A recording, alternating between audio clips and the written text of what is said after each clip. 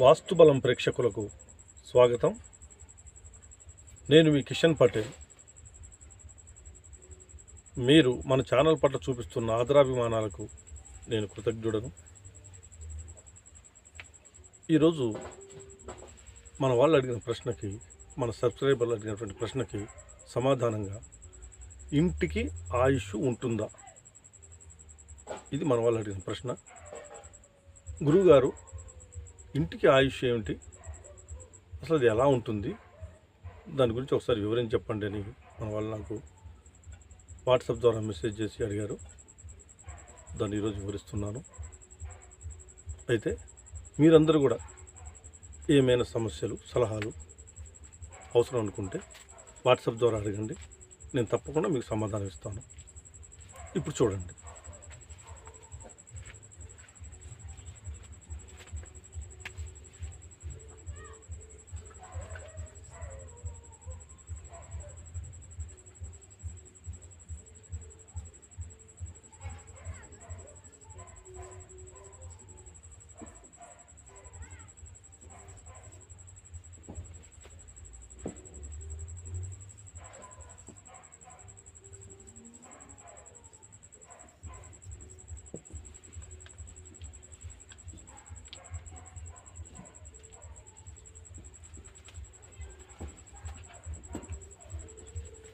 ఇంటికి ఆయుష్ ఉంటుందా?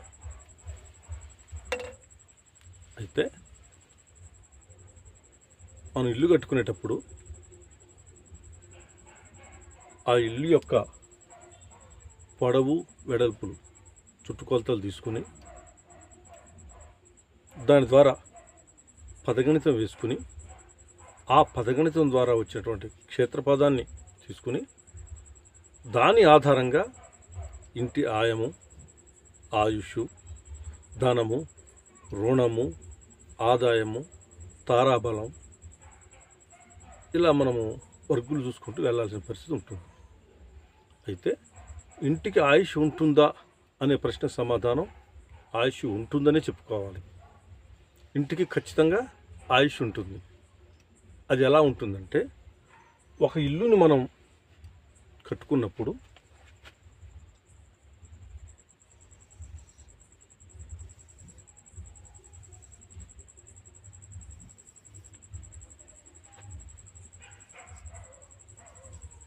తూర్పు, పడమర, ఉత్తరం, దక్షిణం, ఈ విధంగా మనం ఇల్లుని నిర్మించుకున్నప్పుడు ఉత్తరం, దక్షిణం ఉన్నటువంటి పొడవు,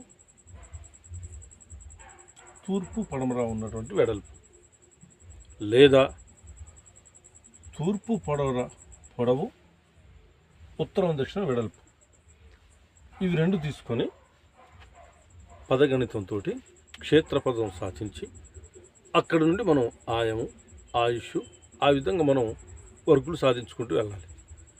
వెళ్ళినప్పుడు ఇంటి ఆయుష్ అనేది సుమారు మనం 120 సంవత్సరాలకు మనము దాన్ని కౌంట్ చేసుకుంటాం. మానవ జీవితం ఎన్నాలంటే 120 సంవత్సరాలు. ఒక మానవుడి ఆయుష్ రేఖ 120 సంవత్సరాలు ఉంటుంది ఆయుష్. మానవుడి ఆయుష్తోని తీసుకుని మనం ఈ ఇంటి యొక్క ఆయుష్ని కౌంట్ చేస్తాం. లెక్క చేసి తీస్తే మనకు అట్లీస్ట్ అందులో సగం అంటే 120లో 60 సంవత్సరాల కన్నా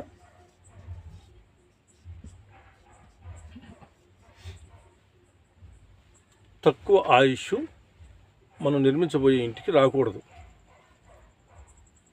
అలా నిర్మించినట్టయితే ఆ ఇల్లు ఎన్ని సంవత్సరాలైతే మనం ఆయుష్ అని చూపించామో అన్ని సంవత్సరాల వరకు మాత్రమే ఆ ఇల్లు మంచి శుభ ఫలితాలను ఇస్తుంది.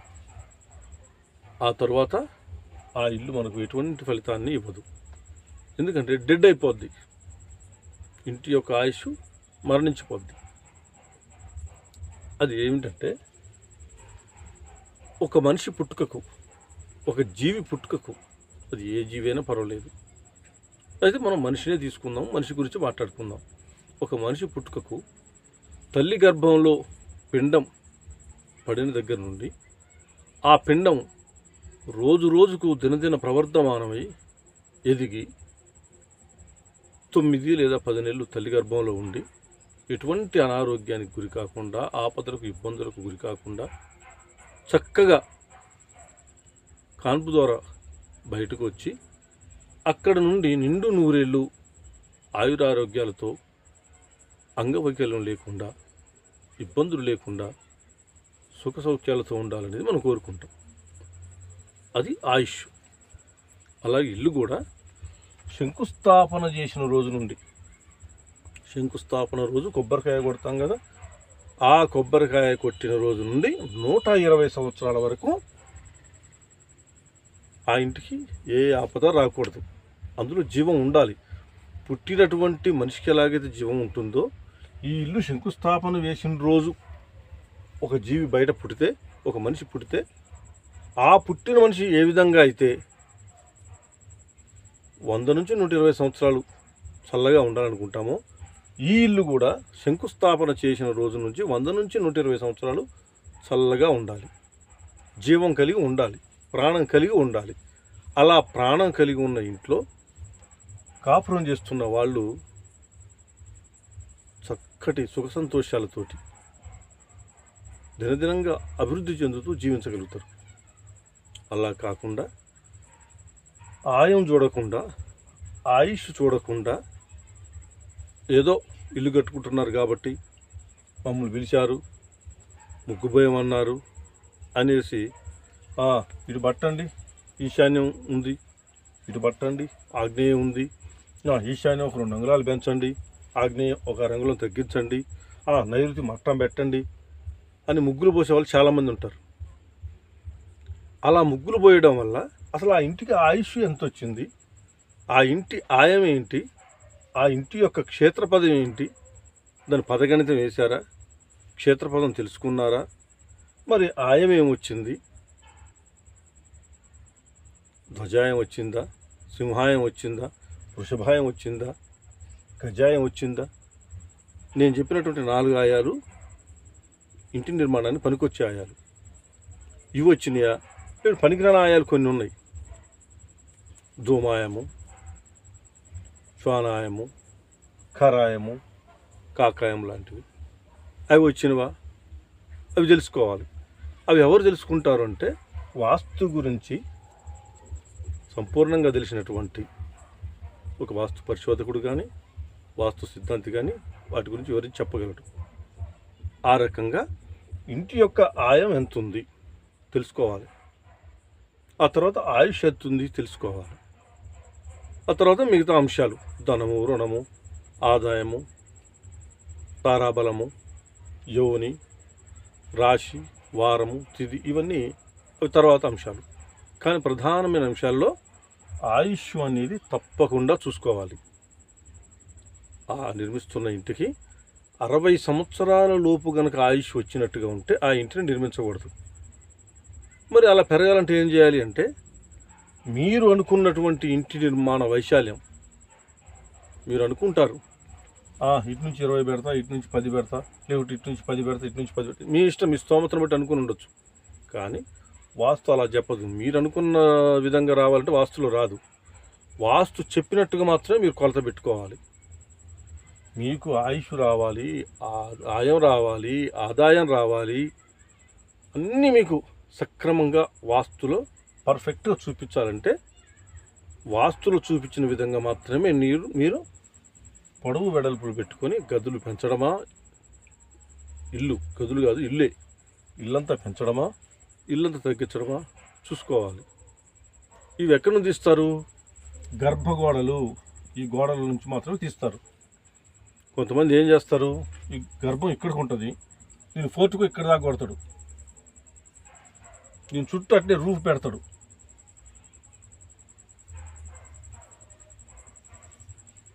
ఇలా వచ్చిందా అంటాడు. అలా రాదు. నువ్వు ఎంత రూఫ్ పెట్టుకున్నా ఆయం కిందకు రాదు, ఆయుష్ కిందకు రాదు. మీరు ఎక్కడికైతే గోడలు మూసేశారో అక్కడికి మాత్రమే వచ్చేస్తుంది. ఒకవేళ నేను అప్పుడు కట్టుకున్నటువంటి నిర్మాణం ప్రకారం చూసుకుంటే ఆయుష్ రేఖ సరిపోవడం లేదు. 5 సంవత్సరాలు, 3 సంవత్సరాలు, 2 సంవత్సరాలు, 8 సంవత్సరాలు వస్తుంది. అలా వచ్చినప్పుడు ఏమవుద్దంటే అక్కడ ఎన్ని సంవత్సరాలు అయితే మనం 5 సంవత్సరాలని ఆయుష్ చూపించామో 5 సంవత్సరాలు మాత్రమే ఈ ఇంట్లో సక్రమమైనటువంటి సంసారం సాగిద్ది. 5 సంవత్సరాల తర్వాత అన్ని కష్టాలే. ఆ ఇంట్లో ఆయుష్ రేఖ తగ్గడం వల్ల ఆయుష్ రేఖ ఉండదు. 5 సంవత్సరాలు ఉంది ఆ ఇంటికి ఆయుష్ రేఖ. కాబట్టి ఆయుష్ రేఖ లేకపోవడం వల్ల అక్కడ నుంచి కష్టాలు స్టార్ట్ అవుతాయి. ఆ ఇంటికి సిద్ధాంతుల్ని మాలాంటి ఎక్స్పర్ట్ని పిలిచినప్పుడు మేము వెళ్ళి చూసి ఆ ఇల్లు పెంచాలంటే 3 అడుగుల, 2 అడుగుల, 5 అడుగుల, 10 అడుగుల, అది ఆ పదగణితంలో వచ్చినటువంటి సంఖ్యను మాత్రమే మనం చూపించాలి. అలా చూపించాల్సి వచ్చినప్పుడు పెంచడం కావచ్చు, తగ్గించడం కావచ్చు వస్తుంది. అలాంటప్పుడు మొత్తం పూర్తిగా పడగొట్టి కట్టలేం కదా. అందుకని ఉపశమనంగా రెమెడీస్ ఇస్తుంటాం మేము. అవి ఏంటి, ఒక 3 అడుగులు పెంచుకో, 2 అడుగులు పెంచుకో, వస్తుందని చెప్తాం. కాబట్టి ఇంటికి ఆయుష్ అనేది ఉంటుంది. ఆయుష్ లేని ఇల్లు తాజ్మహల్ లాంటిది. ఇక నేను దాని గురించి వివరించను. తాజ్మహల్ అని మీకు తెలుసు కదా, అది ఎందుకు కట్టారు అంతే. దానికి ఆయుష్తో సంబంధం లేదు. దానికి రంగులు, తలుకులు, బెళుకులు, లైట్లు, ఆకర్షణకు సంబంధించినటువంటి పెడతారు. వాటి వల్ల అక్కడికి ఆకర్షణకు వెళ్తారు. కానీ అందులో కాపురం చేయాలని చేయలేరు. ఎందుకంటే ఆ ఇంటికి ఆయుష్ లేదు, ఉండదు. ఉన్నదా లేదా నాకైతే తెలీదు. కానీ దాని పర్పస్ అది కాదు కదా, కాపురం చేయడం కోసం కట్టింది కాదు కాబట్టి అంతే. కాబట్టి మీకు ఈ విషయం అర్థమైంది అనుకుంటాను. ఇంటికి ఆయుష్ అనేది తప్పకుండా ఉండాలి. ఆయం ఉండాలి, ఆయుష్ ఉండాలి, ధనము, రుణము, ఆదాయం అవి తెలుసుకోవాలి. మిగతా అంశాలన్నీ కూడా కూలంకషంగా తెలుసుకున్న తర్వాతనే ఇంటి నిర్మాణాన్ని చేపడితే అందరూ సుఖ సంతోషాలతో ఉంటారు. ఈ విషయం మీకు అందరికీ అర్థమైంది అనుకుంటాను. సర్వేజన సుఖినో భవంతు. శుభం.